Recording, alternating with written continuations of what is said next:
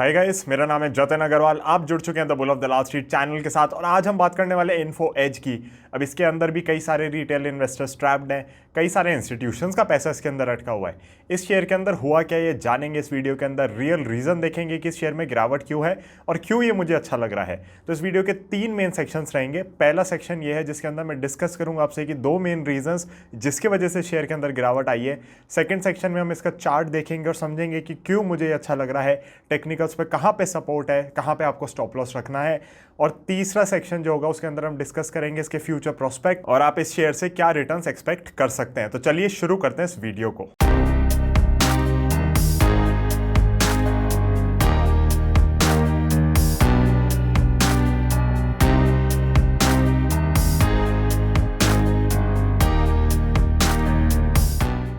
तो गाइस, सबसे पहले जान लेते हैं ऐसे क्या 2 बड़े रीजंस है जिसकी वजह से शेयर के अंदर गिरावट आई है। सबसे पहला रीजन है स्लो डाउन, जो मैं कहूँगा रिसेशन का सिनेरियो बन गया है। आप देख रहे हैं जॉब्स के अंदर स्लो डाउन आ गया है, तो इनकी जो मेन कैश काउ है naukri.com का जो पोर्टल है वो कहीं ना कहीं हिट लिए बैठा है इस समय। एंड ये चीज़ आप किसी भी job portal kind of company को स्टडी करेंगे तो रिकग्नाइज करेंगे। यहाँ पे हमने कुछ दिनों पहले टीम लीज सर्विसेज की बात करी थी और वो भी सेम ही सिचुएशन से निकल रहा है इस समय। तो कहीं ना कहीं इन्फो एज के अंदर भी हमें सेम चीज़ देखने को मिल रही है कि जो मेन बिजनेस है, मेन कैश फ्लो है, वो कहीं ना कहीं इम्पैक्ट लेके बैठी हुई है ग्लोबल इकोनॉमिक वीकनेस के कारण। अब जो सेकंड मेन रीज़न है जिसके वजह से इसके शेयर में भारी गिरावट आई है वो है कि आपके इंटरेस्ट रेट्स बढ़ने के कारण कैपिटल ड्राई अप होती जा रही है मार्केट से। वो जो कैपिटल ड्राई अप हो रही है वो फ्यूल करती थी इनके स्टार्टअप्स को। तो स्टार्टअप्स की वैल्यूएशन या किसी भी बिजनेस की वैल्यूएशन आप देखते हो जब लिक्विडिटी होती है मार्केट में तो बहुत ज़्यादा हो जाती है, और वो कहीं ना कहीं ड्राई अप होती हुई दिखी है हमें पिछले कुछ महीनों में, पिछले कुछ सालों में मैं कहूँगा। एंड क्योंकि वो ड्राई अप इतना ज़्यादा हुआ है तो ऐसा नहीं है सिर्फ कि लिस्टेड इक्विटीज़ में गिरावट है, अनलिस्टेड जो कंपनीज हैं वो भी सस्ते वैल्यूएशंस पे पैसा उठा रही हैं। और आपने देखा यहाँ पे जोमेटो में जैसे इनका स्टेक है, पीबी फिनटेक में स्टेक है, तो कितनी सीवियर करेक्शन रही है। तो क्योंकि इन्फो एज का बिजनेस मॉडल इस तरीके से है कि वो कई सारे स्टार्टअप्स में इन्वेस्ट करते हैं, कई कई जगहों पे हिट भी लेते हैं, बट जब ऐसी ग्लोबल वीकनेस होती है, इंटरेस्ट रेट्स ऊपर होते हैं, तो ये स्टार्टअप्स और ज़्यादा हिट ले रहे होते हैं और हर जगह इनकी इन्वेस्टमेंट्स हिट ले रही होती हैं। इनफैक्ट इन्होंने कुछ दिन पहले अपने क्वार्टरली रिजल्ट्स के समय बोला कि they have taken a right of in one of their investments that they made just a few months back. तो कहीं ना कहीं उसको पूरा ही राइट ऑफ कर दिया। तो जो हिट आ रहा है ये डेफिनेटली इकोनॉमिक स्लोडाउन की वजह से, इंटरेस्ट रेट्स बढ़ने की वजह से है, और इसीलिए इस शेयर के अंदर भारी गिरावट आई है। क्योंकि आपकी जो इनहेरेंट कंपनीज हैं जिनकी वैल्यूएशन लगाई जा रही थी आपके शेयर में, उन कंपनीज की वैल्यूएशन टूट गई है प्राइवेट मार्केट में, अनलिस्टेड मार्केट में, तो आपकी भी कहीं ना कहीं करेक्शन यहाँ पे होनी बनती है। तो ये 2 मेन कारण है जिसके वजह से इस शेयर के अंदर आई है गिरावट, और कोई बड़ा रीजन नहीं है यहाँ पे।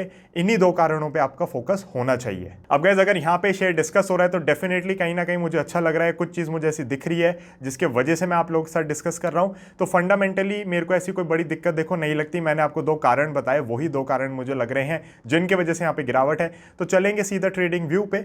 मेरी प्रोफाइल का लिंक डिस्क्रिप्शन में मैंने दिया हुआ है। ट्रेडिंग व्यू पे चल के हम इसके चार्ट को देखेंगे और समझेंगे कि आप किधर बाइंग कर सकते हैं, कहाँ पे आपको स्टॉप लॉस रखना है और किस तरीके से आप इसके अंदर एक पोजीशन बिल्डअप कर सकते हैं। तो गाइस, स्क्रीन पे आप देख सकते हैं कि मेरे पास इन्फो एज का वीकली चार्ट यहाँ पे खुला हुआ है और आप देख सकते हैं कि किस तरीके से इसके अंदर एक डाउन ट्रेंड लगातार चलता हुआ आ रहा है, बट एक बहुत ही स्ट्रॉन्ग सपोर्ट पे, जहां पे ये बेसिकली मई जून के महीने में भी था, वहां पे आप देख सकते हो कि वापस डोजी फॉर्मेशन स्टार्ट हो गई है और यहां से रिवर्सल के मुझे बड़े स्ट्रॉन्ग चांसेस लग रहे हैं इस शेयर के अंदर। अब आप ये भी देख सकते हैं कि जो फॉर्मेशन है इसमें कुछ महीनों की जगह थोड़ी सी बची हुई है, तो अगर ये बिताना चाहें यहाँ पे लेट से अप्रैल तक का समय और बिता सकता है। बट मुझे लगता है कि यहाँ पे एक ऐसा जोन है जहाँ पे आपको अब इसके ऊपर नजर रख के यहाँ पे खरीदारी करनी चाहिए। अब इसके अंदर स्टॉप लॉस आप किस हिसाब से लेंगे, तो आप यहाँ पे स्टॉप लॉस 3450 का ले सकते हैं। आप देख सकते हैं कि 3464 पे मेरी लाइन जो ड्रॉन है, तो उसको थोड़ा हम राउंड ऑफ कर रहे हैं नंबर को। वीकली लेवल्स हैं तो क्लोजिंग भी मैं वीकली पे ही ऑब्जर्व कर रहा हूँ इस चीज की, तो मेरे ख्याल से आप इस पे नजर रख सकते हैं इस बेसिस पे। I think this is a beautiful opportunity in the market to pick Info Edge का शेयर। बहुत ही कम ऐसे मौके मिलते हैं जब हमें लगता है कि कोई इतनी बड़ी दिग्गज कंपनी इन लेवल्स पे हमें मिल रही है। सो इन्फो एज पे रखें आप लोग नजर। एक बहुत ही छोटा स्टॉप लॉस मैंने आपको दिया है यहाँ पे, वीकली बेसिस के ऊपर। तो बेसिकली होता क्या है कि अगर ये बीच बीच में ऐसे कैंडल नीचे निकाल दे तो आपको घबराना नहीं है, आपको बस थोड़ा सा वीक का ऑब्जर्वेशन रखना है कि लेट्स से कि ये पुराना लो ना काट दिया। तो फॉर एग्जांपल यहाँ पे लो बना हुआ है, तो आप बस ये देखते रहो कि चलो वर्स्ट केस सिनेरियो अगर ये नीचे भी जाता है तो इस लो को ना काट जाए बस। तो अगर आप उस चीज को ऑब्जर्व कर रहे हैं कि ये कहीं ना कहीं 3350 होल्ड कर जाए और वीकली बेसिस पे क्लोजिंग ठीक ठाक दे रहा है, तो आपको फिर मेरे को नहीं लगता कि इसमें घबराना चाहिए। एंड इसके अंदर स्टॉप लॉस आपका बहुत छोटा रहेगा और मेरे को रिटर्न की पोटेंशियल इस शेयर के अंदर डेफिनेटली लगती है, चार्ट पैटर्न के हिसाब से भी लगती है और वैसे भी मुझे लगता है, बिकॉज फंडामेंटली और कोई मुझे बड़ी दिक्कत नहीं लग रही। So technically I think it's a very very clean chart that is in front of you. बाकी लाइंस जो मेरी बनी हुई है वो सारी ऑब्जर्वेशन के लिए ही है कि कहाँ पे जाके रुक रहा है, क्या हो रहा है, बट जो मेन लाइन है जिसपे आपको नजर रखनी है वो ये वाली लाइन है। तो गाइस होपफुली आप लोगों को चार्ट बिल्कुल क्लियर हो गया है इसका। अब मैं आपको बता देता हूँ जो हमारा तीसरा सेक्शन है ना, उसके बारे में चर्चा कर लेते हैं यहाँ पे कि इसमें रिटर्न पोटेंशियल मुझे क्या लग रही है। तो मुझे लग रहा है जैसे ही यहाँ पे थोड़ी सी लिक्विडिटी वापस आती हुई दिखेगी, आप देखेंगे कि ग्लोबल इकोनॉमी में तेज़ी आ रही है, जो कि हो सकता है 6 महीने, साल, 1.5 साल में आ जाए। जैसे ही हम देखेंगे कि फेड जो है इंटरेस्ट रेट्स बढ़ा नहीं रहा, उसको रोक रहा है या फिर कहीं ना कहीं कट करना शुरू कर दिया उसने, तो आप देखेंगे कि इस शेयर के अंदर एक अलग तेज़ी आती हुई दिखेगी। एंड मैं बिल्कुल भी हैरान नहीं होऊंगा अगर ये यहाँ से जाके दुगना हो जाए, वापस अपने पुराने हाइस को छू जाए। तो मैं बिल्कुल बुलिश हूँ इन्फो एज पे। इनफैक्ट मैंने इसके अंदर पोजीशन भी अच्छी खासी बनाई है एंड मेरे ख्याल से आप लोगों की इन्फो एज पर नज़र रहनी चाहिए। Again guys, videos are made for educational purpose. मैं यहाँ पे आपको अपना एनालिसिस बता रहा हूँ, बट आपको भी चीज़ों को एनालाइज करना है, अपनी रिस्क प्रोफाइलिंग देखनी है, अपनी रिस्क एपेटाइट देखनी है और अपने हिसाब से ही किसी शेयर के अंदर इन्वेस्ट या ट्रेड करना है।